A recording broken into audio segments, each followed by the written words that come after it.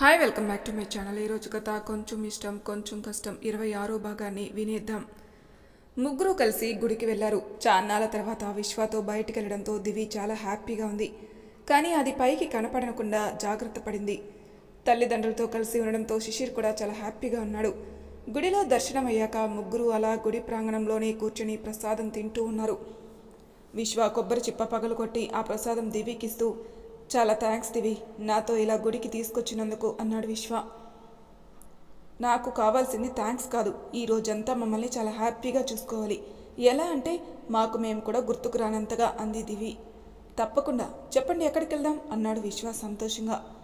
మేము చెప్పడం కాదు, మేము ఎక్కడికి వెళితే హ్యాపీగా ఉంటామో అక్కడికి మీరే తీసుకెళ్ళాలి అంది దివి.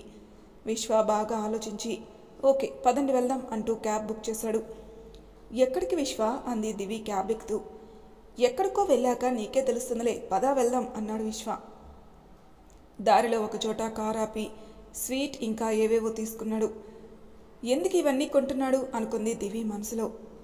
1 గంట తర్వాత ఒక అనాథాశ్రమం ముందు ఆగింది కారు.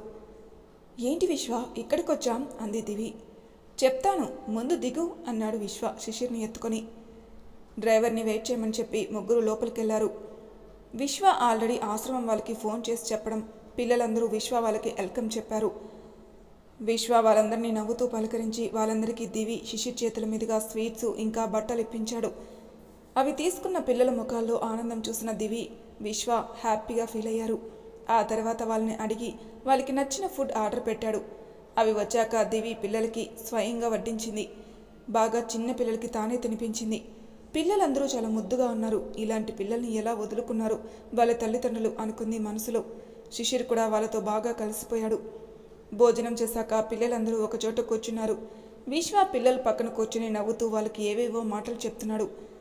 దివి మరోపక్క కేర్ టేకర్స్తో పిల్లల గురించి మాట్లాడుతూ విశ్వాన్ని గమనిస్తూనే ఉంది. దివి తన్ని చూడడం గమనించిన విశ్వ ఏంటి అన్నట్టు సైగ చేస్తాడు. ఏం లేదు అన్నట్లు తలూపింది దివి. అలా సాయంత్రం వరకు వాళ్ళు అక్కడే పిల్లలతోనే టైం స్పెండ్ చేశారు. అక్కడ ఉన్నంతసేపు వాళ్ళకి బయట ప్రపంచం గుర్తుకు రాలేదు. ఆశ్రమ ప్రాంగణంలో చెట్టు కింద కూర్చున్న విశ్వ దగ్గరికి వెళ్ళింది దివి. ఏంటి దివి, నీకు నచ్చిందా ఇక్కడ అన్నాడు విశ్వ. హా నచ్చింది, పిల్లలైతే ఇంకా నచ్చారు విశ్వ. మనం ఈ పిల్లలందరినీ దత్తత తీసుకుందాం. ఇకపై వాళ్ళ బాధ్యత మనమే చూసుకుందాం. వాళ్ళని బాగా చదివించి మంచి పౌరులుగా తీర్చిదిద్దుదాం, సరేనా అంది. నేను ఆల్రెడీ ఆ పని మీదే ఉన్నానులే దివి, దానికి సంబంధించిన ఫార్మాలిటీస్ చూస్తున్నాను. తప్పకుండా నువ్వు చెప్పినట్లే చేద్దాం అన్నాడు విశ్వ. ఏదో డాక్యుమెంట్స్ చూస్తున్న విశ్వాన్ని అలానే చూస్తూ నిలబడింది. ఏంటి దివి అలా చూస్తున్నావు, ఇలా కూర్చో అన్నాడు విశ్వ. విశ్వ నాకు ఈరోజు చాలా హ్యాపీగా ఉంది. నిజంగా నువ్వు ఎక్కడికి తీసుకెళ్ళినా ఇంత సంతోషంగా ఉండేది కాదేమో. ఈ పిల్లల మొహంలో నువ్వు నవ్వు చూశాక నాకు చాలా హ్యాపీగా ఉంది. ఇకపై మనం ప్రతి అకేషన్కి ఇక్కడే టైం స్పెండ్ చేద్దాం, ఏమంటావు అంది. దివి అలా అనగానే విశ్వ షాక్ అయ్యాడు. దివి ఏంటి మళ్ళీ అను, మనం ఇక్కడ టైం స్పెండ్ చేద్దామన్నావు అంటే నువ్వు నన్ను అన్నాడు అనుమానంగా. నేను నిన్ను నమ్ముతున్నాను విశ్వ, ఇప్పుడే కాదు, నేను నిన్ను ఎప్పుడో నమ్మాను. కానీ కొన్ని రోజులు నీతో ఆడుకుందాం, మళ్ళీ ఛాన్స్ వస్తుందో రాదో అని చెప్పలేదు. నీతో కలిసి ఉండే ఈ రోజు కోసమే నేను ఇన్ని రోజులు ఎదురు చూస్తున్నాను అంది అతని భుజంపై తల అంచి. దివి నువ్వు చెప్పేది నిజమా అన్నాడు విశ్వ నమ్మలేనట్లు. నిజం విశ్వ, ఏ నా మాట మీద నీకు నమ్మకం లేదా అంది దివి. అదేం లేదు దివి, నీ దగ్గర నేను ఇంకో విషయం దాచాను. అది చెబితే నువ్వు ఎలా రియాక్ట్ అవుతావు అని భయపడి ఇన్ని రోజులు చెప్పలేదు. కానీ ఇప్పుడు అది దాస్తే నేను మళ్ళీ మోసం చేసిన వాడిని అవుతాను అన్నాడు. నువ్వు ఏం చెప్పాలనుకుంటున్నారో నాకు తెలుసు, ఆ సంజన గురించే కదా అంది. అవునవును, తన గురించి నీకెలా తెలుసు అన్నాడు. నాకు సంజన గురించి మొత్తం తెలుసు. తను మన ఇంటికి వచ్చినప్పుడే తన మీద నాకు ఏదో అనుమానం వచ్చి శ్రీమన్ బావకి ఫోన్ చేసి తన మీద ఎంక్వైరీ చేయించాను. నీకు తెలియని ఇంకొక విషయం ఏంటంటే తను నిన్ను పెళ్లికి ఒప్పించడం కోసం ఆత్మహత్య చేసుకున్నట్లు నటించింది. నువ్వేమో దాని మీద జాలిపడి ఒప్పుకున్నావు. తర్వాత ఏం జరిగిందో నీకు తెలుసు కదా అంది దివి. ఓ గాడ్, నీకు నిజం తెలిసినందుకు చాలా రిలీఫ్గా ఉంది. ఇన్ని రోజుల నుండి చాలా భయపడ్డాను అన్నాడు విశ్వ. ఇందులో భయపడ్డానికి ఏముంది, మీరేమంత తప్పు చేశారని. అవును, చాలా రోజుల నుంచి అడుగుదాం అనుకుంటున్నాను. సంజన ఈ మధ్య మన ఇంటికి రావడం మానేసిందే, ఎందుకు? ఓ అదా, నా కజిన్ పార్దు ఉన్నాడు కదా, వాడికి దాని గురించి చెప్పి హెల్ప్ చేయమన్నాను. నేను తనకి బుద్ధి చెప్తా అన్నయ్య, నువ్వేం వరి అవ్వకు అన్నాడు. మరి బుద్ధి చెప్పాడా అంది దివి. బాగా. సంజన పొగరు అంచడానికి వెళ్ళి వీడు తనతో లవ్లో పడ్డాడు. ఇప్పుడు వాళ్ళిద్దరూ పీకల్లోతు ప్రేమలో ఉన్నారు అన్నాడు విశ్వ. పోనీలే, ఇద్దరికీ బాగానే సెట్ చేశారు. ఆ సంజనాకి కరెక్ట్ అయిన వాడే దొరికాడులే అంది దివి నవ్వుతూ. అప్పటి వరకు పిల్లలతో ఆడుకుంటున్న శిశిర్ వాళ్ళ దగ్గరకు వచ్చి, డాడీ, నాకు ఇక్కడ బాగా నచ్చింది, మనం ఇక నుండి ఇక్కడే ఉండిపోదామా అన్నాడు. తప్పకుండా, ఇక నుండి ఈ ఆర్ఫన్ మనదే నాన్న, వాళ్ళందరూ మనవాళ్ళే. నీకు అన్నలు, అక్కలు, చెల్లెళ్ళు, తమ్ముడు అందరూ ఉన్నారు ఇక్కడ, సరేనా? నువ్వు అందరితో కలిసి మెలిసి ఉండాలి. మనం ప్రతి సండే ఇక్కడికి వద్దాం, రోజంతా ఇక్కడే గడుపుదాం అంది దివి. ఓకే మామ్ అన్నాడు శిశిర్ తల్లిదండ్రులిద్దరినీ హత్తుకుని. అలా ముగ్గురు పిల్లలందరి దగ్గర సెలవు తీసుకుని అక్కడి నుండి చాలా సంతోషంగా కారులో బయలుదేరారు. శిశిర్ చెప్పే కబుర్లు వింటూ దివి, విశ్వ నవ్వుకుంటున్నారు. ఇంతలో ఒక బ్రేక్ ఫెయిల్ అయి లారీ వాళ్ళ కారుని ఢీకొట్టింది. అంతే, ఒక్కసారిగా ఆ నవ్వులు ఆగిపోయాయి. ఆ యాక్సిడెంట్ చూసిన అక్కడున్న కొంతమంది వెంటనే అంబులెన్స్కి ఫోన్ చేశారు. కారు బాగా డ్యామేజ్ అయింది, ఇందులో ఉన్న వాళ్ళు ఖచ్చితంగా చనిపోయి ఉంటారు అనుకున్నారు అక్కడున్న వాళ్ళు. అవును, ఇంత పెద్ద యాక్సిడెంట్ అయ్యాక బ్రతికుండడం అసంభవం అన్నారు కొందరు. వాళ్ళ మాటలు విన్న దివి భయంగా విశ్వాన్ని చూసింది. భయపడకు దివి, దేవుడి దయ వల్ల మనం ప్రమాదం నుండి బయటపడ్డాం అన్నాడు విశ్వ ఆమెను దగ్గరకు తీసుకుని. దివి అతని గుండెల్లో తలదాచుకుని జరిగింది గుర్తు చేసుకుంటుంది. కొన్ని నిమిషాల క్రితం కారులో, విశ్వ, ఇప్పుడు ఎక్కడికి వెళ్దాం? మీ ఇంటికా మా ఇంటికా అంది దివి. రెండూ కాదు, మనింటికి అన్నాడు విశ్వ. అంటే అంది దివి అర్థం కానట్లు.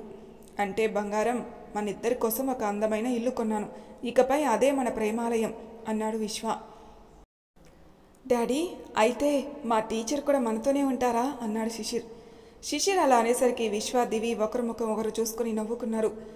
మీరెందుకు నవ్వుతున్నారో నాకు అర్థం కావడం లేదు, తర్వాత తీరిగ్గా నవ్వుకోండి, ముందు కారు ఆపండి అన్నాడు శిశిర్. ఎందుకు శిశి అంది దివి.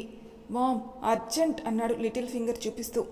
ఓ అందుకా అంటూ డ్రైవర్ని కార్ పక్క కాపమని చెప్పాడు విశ్వ. నేను కారులోనే ఉంటాను, మీరు వీని తీసుకెళ్ళండి అంది దివి. విశ్వ, శిశిర్ ఇద్దరూ కారు దిగెళ్లారు. వాళ్ళు ఎంతకీ రాకపోయేసరికి ఏంటి వీళ్ళు ఇంకా రాలేదు, కొంపదీసి ఇంటికి నడిచి వెళ్ళిపోతున్నారా ఏంటి అనుకుని దివి కూడా కారు దిగి చుట్టూ చూసింది. వాళ్ళిద్దరూ ఎక్కడా కనపడలేదు. ఏమైపోయారు అనుకుంటూ వెనక్కి తిరిగేసరికి విశ్వ, శిశిర్ ఇద్దరూ భౌ అంటూ ఒకేసారి అరిచారు. సడన్గా వాళ్ళు అలా చేసేసరికి దివి ఉలిక్కి పడింది. నన్నే జడిపిస్తారా అంటూ వాళ్ళ వెనక పరిగెత్తింది. దమ్ముంటే పట్టుకో చూద్దాం అంటూ దివికి అందకుండా తప్పించుకున్నాడు విశ్వ శిశిర్ని ఎత్తుకుని. డ్రైవర్ వాళ్ళని చూసి నవ్వుకున్నాడు. ఇంతలో లారీ అదుపు తప్పి వాళ్ళపైకి దూసుకొచ్చింది. విశ్వ వెంటనే అలర్ట్ అయి దివిని, శిశిర్ని పక్కకు లాగాడు. ఆ లారీ వాళ్ళ పక్కగా వెళ్ళి కారుని ఢీకొట్టి అక్కడున్న చెట్టుకు గుద్దుకుంది. అంతే, వాళ్ళకి ఏం జరుగుతుందో తెలిసేలోపే కారు నుజ్జునుజ్జైంది. కళ్ళ ముందు అంత పెద్ద సంఘటన జరిగేసరికి దివి, శిశిర్ భయపడిపోయారు. విశ్వ వారిద్దరిని పొదివి పట్టుకున్నాడు. విశ్వ కూడా అది షాకింగ్గా అనిపించింది. ఆ సంఘటన చూసిన కొంతమంది అక్కడికి చేరారు. వాళ్ళు వెంటనే అంబులెన్స్కి ఫోన్ చేశారు. ఇప్పుడు ప్రస్తుతం కాసేపటికి వాళ్ళు అక్కడికి కొంచెం దూరంలో కూర్చొని ఉన్న విశ్వ వాళ్ళని గమనించారు. దివి, శిశిర్లను చూసి వీళ్ళు ఈ కారు తాలూకు అనుకుంటా, జరిగింది చూసి భయపడినట్లున్నారు అనుకుని వాళ్ళ దగ్గరికి వెళ్ళి, బాబు, ఈ కారు మీదేనా అంటూ యాక్సిడెంట్ గురించి అడిగారు. విశ్వ వాళ్ళకి ఏమీ చెప్పే స్థితిలో లేడు. ఈలోపు అంబులెన్స్ ఇంకా పోలీసులు వచ్చారు. కొన ఊపిరితో ఉన్న డ్రైవర్ని హాస్పిటల్కి తీసుకెళ్లారు.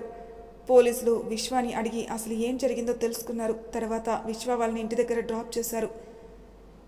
దివి వాళ్ళు పోలీస్ జీప్లో రావడంతో శ్రీధర్ గారు, సత్యవతి గారు ఏమైందో అని కంగారు పడ్డారు. లోనికి వస్తున్న విశ్వాని, ఏమైంది బాబు, మీరేంటి పోలీస్ జీప్లో వచ్చారు, ఏమైనా ప్రాబ్లమా అన్నాడు శ్రీధర్ గారు. మావయ్య, దివి, శిశిర్ భయపడుతున్నారు, నేను మీకు తర్వాత చెప్తా అంటూ వాళ్ళని గదిలోకి తీసుకుని వెళ్ళాడు విశ్వ. దివి ఇంకా ఆ షాక్లోనే ఉంది. ఆమె కళ్ళ ముందు యాక్సిడెంట్ అయిన కారు, చావు బ్రతుకుల్లో ఉన్న డ్రైవర్ మెదులుతున్నాడు.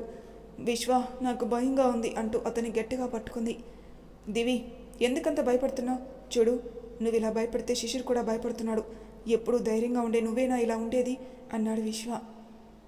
ఎంత ధైర్యంగా ఉందామనుకున్నా నా వల్ల కావడం లేదు విశ్వ. జరిగింది కళ్ళ ముందు మెదులుతూ ఉంది. ఈ సంఘటనలో మన ముగ్గురిలో ఎవరికైనా ఏమైనా అయి ఉంటే మిగిలిన వాళ్ళ పరిస్థితి ఏంటి అని ఆలోచిస్తే భయం వేస్తుంది అంది దివి. నువ్వు మరీ ఎక్కువగా ఆలోచిస్తున్నావు. చూడు, అందరం సేఫ్గానే ఉన్నాం కదా. అప్పుడప్పుడు ఇలాంటివి జరుగుతూ ఉంటాయి. ప్రపంచంలో రోజుకి ఇలాంటివి ఎన్ని జరగడం లేదు, ఇది కూడా అలాంటిదే. దానికే ఇంత భయపడితే ఎలా? ముందు నువ్వు వెళ్ళి ఫ్రెష్ అయ్యి రాపో, కాసేపు నిద్రపోతే కొంచెం రిలీఫ్గా ఉంటుంది అన్నాడు. దివి విశ్వ చెప్పినట్లే చేసింది. విశ్వ శిశిర్ని కూడా స్నానం చేయించి తీసుకొచ్చాడు. ఏమైనా తింటారా అన్నాడు ఇద్దరిని. ఇద్దరూ వద్దు అన్నట్లు తల అడ్డంగా ఊపారు.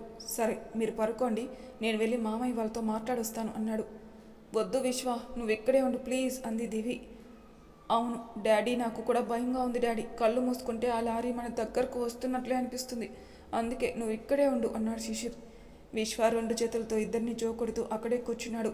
వాళ్ళు నిద్రపోయాక ఇద్దరి నుదుటిపై కిస్ చేసి, మీరిద్దరూ నా ప్రాణం, నేనుండగా మీకు ఏమీ కానివ్వను అని అక్కడి నుండి కిందికెళ్ళాడు. విశ్వ మెట్లు దిగడం చూసిన శ్రీధర్ గారు సోఫాల నుంచి లేచి, అసలు ఏమైంది బాబు, ఏంటిదంతా, ఎందుకు దివి శిశిర్ భయపడుతున్నారు అన్నాడు. కంగారు పడాల్సింది ఏమీ లేదు మావయ్య అంటూ జరిగింది మొత్తం చెప్పాడు. సత్యవతి గారైతే గుండెలపైన చెయ్యి వేసుకుని, ఎంత పెద్ద ప్రమాదం నుంచి తప్పించుకున్నారు, నీకేమైనా అయితే మేమంతా ఏమైపోయేవాళ్ళం, అదృష్టం బాగుండి మీరు మాకు దక్కారు, అంతా దేవుడి దయ అన్నారు. ఏదైతేనే మీరు క్షేమంగా ఇంటికొచ్చారు. దివి ఏం చేస్తుంది, కిందికి రాలేదే అన్నారు శ్రీధర్ గారు. వాళ్ళు నిద్రపోయారు మావయ్య, మీరు కంగారు పడుతూ ఉంటారని మీకు జరిగింది చెప్పడానికి ఇక్కడికి వచ్చాను అన్నాడు విశ్వ. పోనీలే, వాళ్ళని రెస్ట్ తీసుకునివ్వు, నువ్వు రా బాబు, నీకు భోజనం వడ్డిస్తా అన్నారు సత్యవతి గారు. ఆకలిగా లేదమ్మమ్మ అని ఆవిడతో అని, నా ఫోన్ యాక్సిడెంట్ ప్లేస్లోనే ఉండిపోయింది, కొంచెం మీ ఫోన్ ఇస్తారా అంటూ శ్రీధర్ గారి దగ్గర ఫోన్ తీసుకుని ఇన్స్పెక్టర్కి ఫోన్ చేసి డ్రైవర్కి ఎలా ఉందో కనుక్కున్నాడు. అతని పరిస్థితి కొంచెం క్రిటికల్గానే ఉంది విశ్వ గారు, 24 అవర్స్ గడిస్తే కానీ ఏమీ చెప్పలేమంటున్నారు డాక్టర్స్ అన్నాడు ఇన్స్పెక్టర్. ఇన్స్పెక్టర్, ఎంత డబ్బైనా పర్వాలేదు, అతనికి ఏం కాకుండా చూసుకోండి, నేను రేపు మార్నింగే వచ్చి కలుస్తా అన్నాడు విశ్వ. సరే బాబు, నువ్వు కూడా వెళ్ళి రెస్ట్ తీసుకో అన్నారు శ్రీధర్ గారు. బాబు, దివి నీతో ఎలా ఉంటుంది, అంటే మీరిద్దరూ ఇప్పుడు బాగానే ఉన్నారా అన్నారు సత్యవతి గారు. దివి ఇప్పుడు నన్ను నమ్మిందమ్మమ్మ, మా జీవితాల్లో ఉన్న గ్రహణం తొలగిపోయిందనుకొని సంతోషించే లోపలే ఇదిగో ఇలా జరిగింది అన్నాడు. జరిగిందేదో జరిగింది, ఇలా అయినా మీకు పట్టిన దిష్టి మొత్తం పోయింది అనుకుందాం, ఇక నుండి మీరిద్దరూ సంతోషంగా ఉండండి, అదే మాకు కావాల్సింది అన్నారు సత్యవతి గారు. తర్వాత రోజు దివి శిశిర్ కొంచెం నార్మల్ అయ్యారు. దివి, నేను హాస్పిటల్కి వెళ్ళి డ్రైవర్ని చూసొస్తాను, ఈవినింగ్ మనం మన కొత్త ఇంటికి వెళ్దాం అన్నాడు. విశ్వ, ఇప్పుడు నువ్వు ఎక్కడికి వెళ్ళడానికి వీల్లేదు, ఇంకా మనం కొన్ని రోజులు ఇక్కడే ఉందాం అంది. విశ్వ దివిని దగ్గరకు తీసుకుని, నువ్వు చెప్పినట్లు మనం ఇక్కడే ఉందాం బంగారం, కానీ నేను బయటికి వెళ్ళడం చాలా ఇంపార్టెంట్, ఒక 1 అవర్లో వచ్చేస్తా, అతనికి ఎలా ఉందో కనుక్కోవాల్సిన బాధ్యత మనకుంది కదా, అందుకే వెళ్తా అంటున్నాను, నువ్వు మర్చిపోయినట్లున్నావు, మన మొబైల్స్ కూడా కార్లోనే ఉన్నాయి, వాటిని కూడా తీసుకొస్తా అన్నాడు. దివికి ఇష్టం లేకపోయినా సరే అంది. విశ్వ బయటికి వెళ్ళిన కాసేపటికి శ్రీమాన్ ఇంకా వసుంధర గారు అక్కడికి వచ్చారు. వసుంధర గారు వస్తూనే దివిని హత్తుకుని, ఎంత ప్రమాదం నుండి బయటపడ్డావి తల్లి, అమ్మ ఉదయం ఫోన్ చేసి చెప్పే వరకు నాకు తెలీదు, ఇప్పుడిప్పుడే నీ కాపురం నిలబెడుతుంది అనుకునే లోపే ఇలా జరిగిందేంటే అనుకున్నాను, పోనీలే దేవుడి దయ వల్ల మీకేం కాలేదు అన్నారు. దివి, నిన్నంత ఇన్సిడెంట్ జరిగితే మాకెందుకు చెప్పలేదు, అసలు మీరు ఆ ప్లేస్కి ఎందుకు వెళ్ళారు అన్నాడు శ్రీమాన్. దివి వాళ్ళకి జరిగింది మొత్తం చెప్పింది. సర్లే, జరిగింది ఏదో జరిగింది, మీరు క్షేమంగా ఉన్నారు, అదే మాకు 10,000 అన్నారు వసుంధర గారు. శ్రీమాన్ మాత్రం ఏదో ఆలోచిస్తూ ఉన్నాడు. ఏంటి బావా, మనిషివి ఎక్కడున్నావు, నీ మనసు మాత్రం ఎక్కడో ఉన్నట్లుంది, కొంపదీసి ఇంటి దగ్గర వదిలేసి వచ్చావా ఏంటి అంది దివి నవ్వుతూ. హే అదేం లేదు, విశ్వ ఎక్కడున్నాడు, వచ్చినప్పటి నుండి కనపడలేదు అన్నాడు శ్రీమాన్. ఆయన డ్రైవర్ హెల్త్ కండిషన్ తెలుసుకోవడానికి హాస్పిటల్కి వెళ్ళారు అంది. హో అవునా, సరే విశ్వ వచ్చాక కాల్ చేయి, ఇక మేము వెళ్తాం అన్నాడు శ్రీమాన్. ఎక్కడికి రా వెళ్ళేది, భోజనం చేసే వరకు వెళ్ళడానికి వీల్లేదు అని సత్యవతి గారు అనడంతో ఆగిపోయారు. వాళ్ళు భోజనాలు చేస్తూ ఉండగా విశ్వ అక్కడికి వచ్చాడు. శ్రీమాన్, వసుంధర గారు విశ్వ పలకరించారు. డ్రైవర్కి ఎలా ఉంది అని అడిగింది దివి. ప్రస్తుతానికైతే ప్రమాదం ఏమీ లేదు, ట్రీట్మెంట్ అది బాగా చేయమని డాక్టర్కి చెప్పొచ్చాను, ఇక అన్నీ వాళ్ళే చూసుకుంటారు అన్నాడు. మంచి మాట చెప్పారు, అతనికి ఎలా ఉందో ఏంటో అని చాలా టెన్షన్ పడ్డాను అంది దివి. దివి, వసుంధర గారు, సత్యవతి గారు సహస్ర శ్రీమంతం గురించి మాట్లాడుకుంటూ ఉన్నారు. విశ్వ, శ్రీమాన్ ఏదో బిజినెస్ గురించి మాట్లాడుకుంటున్నారు. మాటల మధ్యలో విశ్వ, నాకెందుకో కొంచెం డౌట్గా ఉంది, ఇది యాక్సిడెంట్ అంటావా, లేకపోతే ఎవరైనా కావాలని ఇలా మీపై అటాక్ అంటావా అన్నాడు శ్రీమాన్. విశ్వ చుట్టూ చూసి, శ్రీ, మనం కొంచెం బయటికెళ్ళి మాట్లాడుకుందామా అన్నాడు. ఇద్దరూ కలిసి బయటికెళ్లారు. నీ అనుమానం నిజమే శ్రీమాన్, ఇన్స్పెక్టర్ కూడా అదే చెప్పారు, ఇది ఎవరో కావాలని చేయించినట్లు అనిపిస్తుందని. విశ్వ, మీపై అటాక్ జరగడం ఇదే ఫస్ట్ టైమా, లేకపోతే అంతకుముందు ఏదైనా ఇలాంటి సంఘటన జరిగిందా, ఒకసారి గుర్తు తెచ్చుకో అన్నాడు శ్రీమాన్.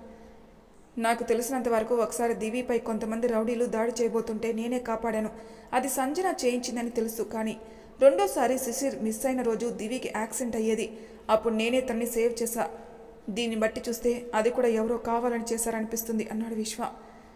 నాకు తెలిసి దివికి శత్రువులు ఎవరూ లేరు, ఇదంతా ఎవరు చేయించారంటావు అన్నాడు శ్రీమాన్. అదే నాకు అర్థం కావట్లేదు, ఇన్స్పెక్టర్ ఎంక్వైరీ చేస్తా అన్నారు, చూద్దాం ఏం చెప్తారో అన్నాడు విశ్వ. అప్పటి వరకు వాళ్ళ మాటలు వింటున్న శ్రీధర్ గారు అక్కడికొచ్చి, విశ్వ, నీ మాటలు వింటే నాకెందుకో భయంగా ఉంది. నువ్వు కొన్ని రోజులు దివిని తీసుకుని ఎక్కడికైనా వెళ్ళిరా, మేము ఇక్కడంతా చూసుకుంటాం అన్నారు. మావయ్య, ఎవరికో భయపడి మేము వెళ్ళిపోవడం ఏంటి? చూద్దాం ఎవరు మమ్మల్ని ఏం చేస్తారో. ఇక్కడే ఉండి వాళ్ళని ఫేస్ చేస్తా. నేనుండగా నా దివికి ఏమీ కానివ్వను అన్నాడు విశ్వ. మావయ్య చెప్పింది నిజమే విశ్వ.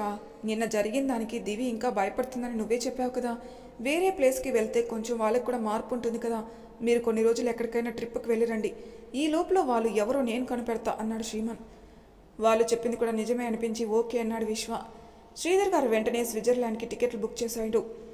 విశ్వ, రేపు ఈవినింగ్ మీ ఫ్లైట్. దివిని ఒప్పించే బాధ్యత నీదే అన్నారు. ఓకే మావయ్య, నేను చూసుకుంటాను అన్నాడు విశ్వ. దివి, శిశిర్ నా దగ్గరే పడుకుంటాడు. అబ్బాయి నీ కోసం చూస్తున్నాడు, నువ్వు వెళ్ళు అన్నారు సత్యవతి గారు దివి చేతికి పాల గ్లాస్ ఇస్తూ. నానమ్మ, ఏంటిదంతా అంది దివి సిగ్గుపడుతూ. చాన్నాళ్ళ తర్వాత మీ మధ్య ఉన్న మనస్పర్ధలు దూరం అయ్యాయి. ఇప్పుడైనా మనసు విప్పి మాట్లాడుకోండి అన్నారు సత్యవతి గారు. అది కాదు నానమ్మ అని దివి ఏదో చెప్పాలనుకుంటూ ఉంటే, నువ్వు ఇంకేం చెప్పకు, ముందు పైకెళ్ళు అని దివిని అక్కడి నుండి పంపించారు సత్యవతి గారు.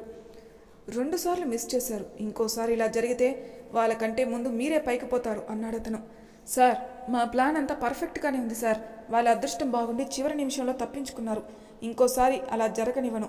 ఈసారి గుడ్ న్యూస్తో మీ ముందుకు వస్తాను. వాళ్ళు రేపు స్విట్జర్లాండ్ వెళ్తున్నట్టు ఇన్ఫర్మేషన్ వచ్చింది. వాళ్ళు ఎయిర్పోర్ట్కి వెళ్లే లోపే మీరు వాళ్ళని ఈ భూమి మీద లేకుండా చేయాలి అన్నాడు. ఓకే సార్, మీరు చెప్పినట్లే చేస్తాను అన్నాడు. దివి గదిలోకి వెళ్లేసరికే విశ్వ పవిత్ర గారితో మాట్లాడుతున్నాడు. దివిని చూసిన విశ్వ, ఇదిగో మీ కోడలొచ్చింది. ఇప్పటి వరకు కలవరించావు కదా, మాట్లాడు అన్నాడు దివికి ఫోన్ ఇస్తూ. ఆమె చేతిలో ఉన్న పాల గ్లాస్ అతనికిచ్చి, ఎలా ఉన్నారు అత్తయ్య అంది. ఇప్పుడే విశ్వ చెప్పాడు మీ ఇద్దరి మధ్య ఉన్న అడ్డుతెర తొలగిందని. మీరు ఒక్కటయ్యారని తెలిసి చాలా సంతోషంగా ఉన్నాను తల్లి. మీరిద్దరు ఎప్పుడు ఇలానే ఉండాలి. రేపు ఒకసారి మన ఇంటికి రండి, మిమ్మల్ని చూసి చాలా రోజులైంది అన్నారు పవిత్ర గారు. తప్పకుండా వస్తాం అత్తయ్య. మామయ్య గారు బాగున్నారా అంది. ఆయనకేం, బాగానే ఉన్నారు. ఆయన కూడా మీకోసం ఎదురు చూస్తున్నారు. అస్తమాను శిశిర్ని తలుచుకుంటూనే ఉన్నారు. దివి ఇంకా ఏదో మాట్లాడుతూ ఉంటే విశ్వ దివి దగ్గర ఫోన్ తీసుకుని, అమ్మా రేపు వస్తాం కదా, అప్పుడు గంటలు గంటలు మాట్లాడుకోండి అత్తా కోడలిద్దరూ. ఫోన్లో ఛార్జింగ్ అయిపోయింది అంటూ కాల్ కట్ చేశాడు. ఏంటి విశ్వ, నువ్వు అలా కట్ చేస్తావు? అత్తయ్య గారు ఏమనుకుంటారు అంది దివి. అమ్మ ఏమనుకోదులే అంటూ ఆమెని తన ఒడిలోకి లాక్కొని ఆమె మెడవంపుల్లో కిస్ చేస్తూ, మన పెళ్ళాక ఇదే మన తొలి రాత్రి అనుకుంటా అన్నాడు. అవును కన్నయ్య అంది దివి సిగ్గుపడుతూ. ఎన్ని రోజులైంది దివి నీ నోటితో ఆ పిలుపు విని. ఇన్ని రోజులు నిన్ను, నీ ప్రేమని చాలా మిస్ అయ్యాను. ఇకపై ఆ దేవుడు కూడా మనల్ని విడదీయలేడు అంటూ ఆమె అదరాల్ని బంధించాడు. ఇక విశ్వాని ఆపడం దివి తరం కాలేదు. అతని ప్రేమని ఫీల్ అవుతూ మనస్ఫూర్తిగా అతనికి సొంతమైంది. దివి విశ్వ గుండెలపై తలపెట్టి పడుకుని, విశ్వ, ఈ రోజు నేను జీవితంలో మర్చిపోలేను. అసలు నీ మనసు మారి మళ్ళీ నా దగ్గరికి వస్తావని నేను అస్సలు ఊహించలేదు. మళ్ళీ మమ్మల్ని విడిచి వెళ్ళవు కదా. ఈసారి నువ్వు దూరం అయితే ఈ దివి ప్రాణం పోతుంది అంది. ఏయ్ పిచ్చి, ఏంటి ఆ మాటలు? మిమ్మల్ని వదిలి నేనెక్కడికి వెళ్తా? నీ ప్రేమే నన్ను నీ దగ్గరకు వచ్చేలా చేస్తుంది. ఇంతకుముందు జరిగిందంతా ఒక కలలా మర్చిపోతాం. ఇక నుండి మనం కొత్త జీవితం ప్రారంభిద్దాం అన్నాడు విశ్వ ఆమెని కిస్ చేస్తూ. ఇంకో విషయం, మనం సరదాగా కొన్ని రోజులు గడపడానికి స్విట్జర్లాండ్ వెళ్తున్నాం. రేపే మన ప్రయాణం అన్నాడు విశ్వ. ఏంటి ఇంత సడన్గా అంది దివి. ఎందుకో వెళ్ళాలి అనిపించింది, అందుకే ప్లాన్ చేశా అన్నాడు విశ్వ ఆమెను దగ్గరకు తీసుకుంటూ. తర్వాత రోజు ఉదయాన్నే లగేజ్తో సహా విశ్వ వాళ్ళ ఇంటికి వెళ్లారు. కొడుకు కోడలు మొదటిసారి కలిసి రావడంతో పవిత్ర గారు మధుకర్ గారు చాలా హ్యాపీగా ఫీల్ అయ్యారు. ఇద్దరిని గుమ్మం దగ్గర నిలబెట్టి దిష్టి తీసి లోనికి రమ్మన్నారు పవిత్ర గారు. శిశిర్ వెళ్లడంతోనే తాత అంటూ మధుకర్ గారి దగ్గరికి వెళ్ళిపోయాడు. నీకు తాతయ్యనా కనిపించేది, నానమ్మ కనిపించలేదా? వచ్చిన వెంటనే ఆయన దగ్గరికి వెళ్ళిపోయావు అన్నారు పవిత్ర గారు అలిగినట్లు. చూసావా మీ నానమ్మ ఎలా మాట్లాడుతుందో? నువ్వు నా దగ్గరికి వచ్చావని కుళ్ళు అన్నారు మధుకర్ గారు. అవును తాతయ్య అన్నాడు. తాత మన వాళ్ళు చాలా ఒక్కటయ్యారు. అయినా నాకు మీతో ఏం పని? నా కొడుకు కోడలున్నారు కదా అన్నారు పవిత్ర గారు. అబ్బో, ఇలా మాటలతోనే నీ ప్రేమను చూపిస్తావా? వాళ్ళకి ఏదైనా చేసి పెట్టేదుందా అన్నారు మధుకర్ గారు. నామతి మండ, మిమ్మల్ని చూసిన సంతోషంలో అన్నీ మర్చిపోతున్నాను. మీరు పైకి వెళ్ళి రెస్ట్ తీసుకోండి, నేను ఈ లోపల టిఫిన్ రెడీ చేస్తా అన్నారు పవిత్ర గారు. అత్తయ్య మీకెందుకు శ్రమ, నేను చేస్తాను కదా అంది దివి. దివి అలా అన్నదో లేదో విశ్వ గట్టిగా, మా వద్దు, అది చేస్తే మనం తిన్నట్లే, నువ్వు చేసి పెట్టమ్మా అన్నాడు. దివి కోపంగా విశ్వాన్ని చూసి, నీ సంగతి తర్వాత చెప్తా అంది. వాడు అలానే అంటాడులే, అవేం పట్టించుకోకు. విశ్వ, అమ్మాయి లోపలికి తీసుకెళ్ళు అన్నారు. విశ్వ దివిని తన గదికి తీసుకెళ్లాడు. ఇదే నా సామ్రాజ్యం, ఇకపై నీది కూడా అన్నాడు విశ్వ. పర్వాలేదే, బాగుంది అంటూ గోడకి తగిలించిన పెయింటింగ్స్ చూసి నీకు మంచి టేస్ట్ ఉంది విశ్వ అంది దివి. ఇందులో విశ్వ కబోర్డ్లో నుంచి ఒక బాక్స్ తీసి అందులో ఉన్న నల్లపూసల గొలుసు దివి మెడలో వేశాడు. దివి ఆ నల్లపూసల గొలుసు చూసి ఆశ్చర్యపోతూ, విశ్వ, ఇది నీ దగ్గర ఇంకా ఉందా అంది. నీకు ముందే చెప్పాను కదా, నా మూర్ఖత్వంలో నిన్నైతే వదులుకున్నాను, కానీ నీ జ్ఞాపకాలు వదులుకోలేకపోయానని అన్నాడు విశ్వ. దివి విశ్వాని హక్ చేసుకుని, ఐ లవ్ యూ కన్నయ్య అంది. ఐ లవ్ యూ టూ బంగారం అన్నాడు విశ్వ. అలా వాళ్ళు ఈవినింగ్ వరకు అక్కడే గడిపి అటు నుంచి ఎయిర్పోర్ట్కి బయలుదేరారు. ఏమైంది, నేను చెప్పిన పని ఎంతవరకు వచ్చింది? ఈసారి వాళ్ళు తప్పించుకోవడానికి వీల్లేదు అన్నాడు అతను. అంతా మీరు అనుకున్నట్లే జరుగుతుంది సార్. మన వాళ్ళు వెళ్ళే కార్ బ్రేకులు తీసేశారు. ఇక కొన్ని నిమిషాల్లో మీరు గుడ్ న్యూస్ వింటారు అన్నాడు అతను. 20 భాగంలో ఏం జరుగుతుందో నెక్స్ట్ ఎపిసోడ్లో తెలుసుకుందాం. అంతవరకు నా ఛానల్ సబ్స్క్రైబ్ చేయని వాళ్ళు ప్లీజ్ సబ్స్క్రైబ్ చేసుకోండి. లైక్ చేసి షేర్ చేయండి. మీ అభిప్రాయాలు నా కామెంట్ రూపంలో తెలియజేయండి. Thank you for listening.